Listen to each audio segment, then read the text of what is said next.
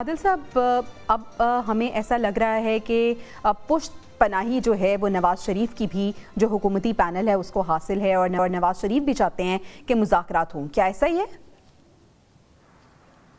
देखिए, नवाज शरीफ जो है वो सियासी सोच रखने वाली शख्सियत हैं और उन्होंने मुश्किल से मुश्किल हालात में भी जो है बातचीत के दरवाजे जो है कभी बंद नहीं किए। मुशर्रफ दौर में उनके ऊपर हाईजैकिंग केस बना, वो अंदर गए, लेकिन उनकी बातचीत बाहर चलती रही और उसके नतीजे में वो बेशक जिलावतनी काटनी पड़ी।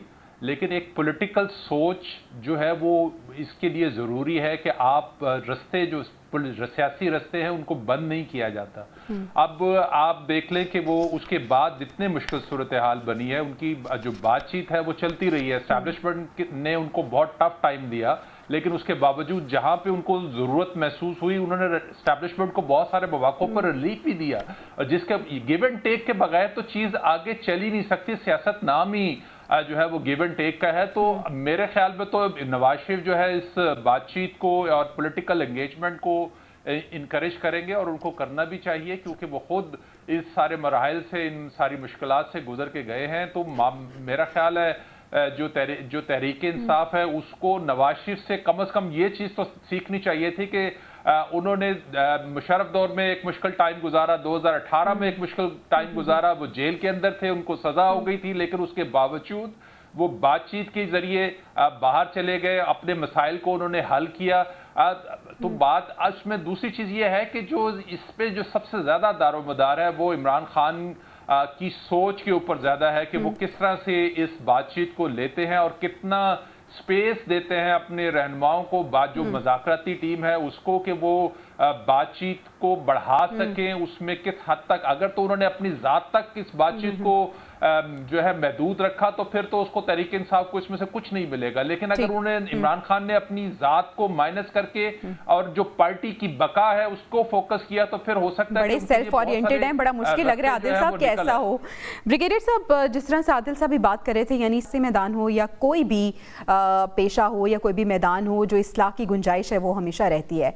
आपको लगता है कि नवाज शरीफ साहब की जो सियासी अप्रोच, सियासी बसीरत है और उनकी पर्सनालिटी है सियासी, उससे बानी पीटीआई को सीखना चाहिए? और र्यूमर्स कुछ ऐसी भी हैं कि शायद बानी पीटीआई और नवाज शरीफ की मुलाकात भी हो सकती है।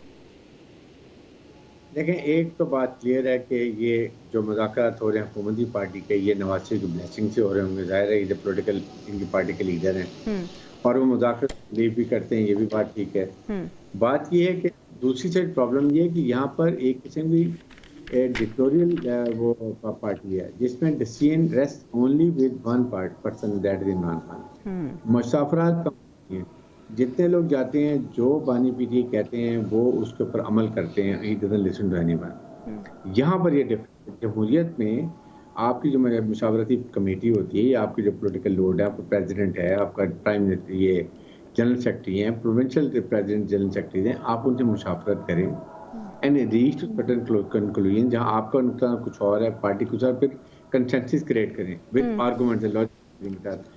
यहाँ पर ये प्रॉब्लम है। इसलिए इस वक्त बानी पीटीआई को चाहिए कि इस मुज़ाकराती टीम को कुछ पावर दें कि आपने यहाँ तक ये लिमिट है, इसमें जो डिसीजन होता है आप कर लें, डोंट आस्क।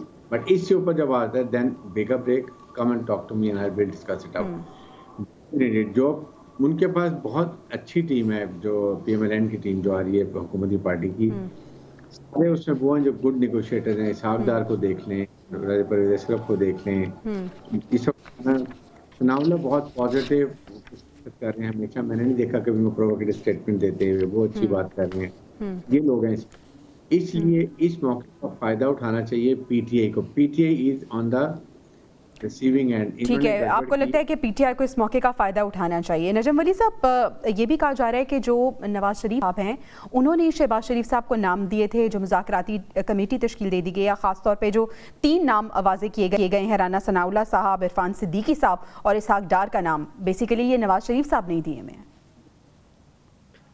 जवेरिया, मैं जिस शहबाज शरीफ को पिछले कमोबेश 30 बरस से जानता हूँ, वो शहबाज शरीफ कभी अपने भाई की मर्जी और राय के खिलाफ नहीं जाता, चाहे उसकी अपनी राय कुछ भी हो। अच्छा। तो ये तो जो भाई छोटा भाई वज़ारत-ए-उस्मा को सिर्फ इस बुनियाद पे ठुकरा दे कि मरे बड़े भाई की मर्ज़ी नहीं है या उसकी इजाज़त नहीं है या उसका एनओसी नहीं है या उसका मेरे सर पे इस वक़्त इस काम के लिए हाथ नहीं है या मैं उससे बगावत नहीं कर सकता, तो ये तो बड़ी छोटी-सी बात है, ये मुज़ाकरात की बात।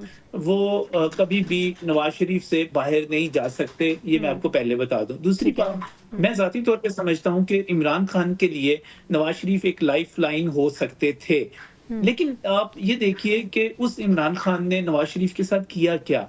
उस इमरान खान ने वो दुःख दिए जो शायद परवेज़ मुशर्रफ के दौर में उनको नहीं मिले। जिस तरह उनकी महबूब अहलिया का इंतकाल हुआ, वो जेल में थे और वो अपनी बेबसी का जिस तरह और अपनी लाचारी का और अपने ऊपर होने वाले ज़ुल्म का जिस तरह इज़हार करते हैं, मेरा ख़्याल है वो कभी भूलते नहीं हैं कि उनके साथ क्या ज़ुल्म किया गया था। उनके सामने इसी इमरान खान की हुकूमत में उनकी प्यारी बेटी को उसके चचा के सामने, बाप के सामने जेल में गिरफ्तार कर लिया गया और गिरफ्तारी के बाद आप इसी इमरान खान को देखिए, अपनी बेटी से प्यार करने वाला वो रवायती बाप किस तरह वो फ़िक्रें बर्दाश्त करता रहा, जो इमरान खान जैसा एक शख्स जलसों में उनके शौहर के हवाले से कहता रहा और तौहीन अमेज़ रवैया रहा। ये वो शख्स है जिसने शहबाज शरीफ की फैमिली को अदालतों में पहुँचा दिया और उसके ऊपर पूरी की पूरी पीटीआई जिस तरह इमरान खान साहब चलिए नजीम साहब, ये लोग भी तो अब रिलीफ नहीं दे रहे ना, ये लोग भी तो अब रिलीफ नहीं दे रहे। कौन सा रिलीफ? किस चीज का रिलीफ? बुशरा बीबी की जमानत हुई ना, बुशरा बीबी जो थी कन्विक्ट हुई, मुशर्रफ बीबी सजा याफ्ता हुई, इसके बावजूद इसी हुकूमत ने उनको जेल की बजाय घर में रखा क्योंकि वो एक खातून थी और ये इनकी आला ज़र्फ़ी थी। क्या ये काम इन्होंने भी किया? इस किस्म की नरमी, इस किस्म की कोई इखलाकी रवायत इन्होंने भी दिखाई? चलिए, आपको लगता है कि हुकूमत ने बड़ेपन का मुजाहरा किया है। आदिल साहब, ये बताइएगा कि अब सवाल ये भी है कि जो मुतालिबात पाकिस्तान तहरीक इंसाफ रखने जा रही है, आपको लगता है कि उसकी टॉप प्रायोरिटी होगी बानी पीटीआई की रिहाई, और रिहाई क्या मुमकिन हो सकती है मुज़ाकरात के नतीजे में?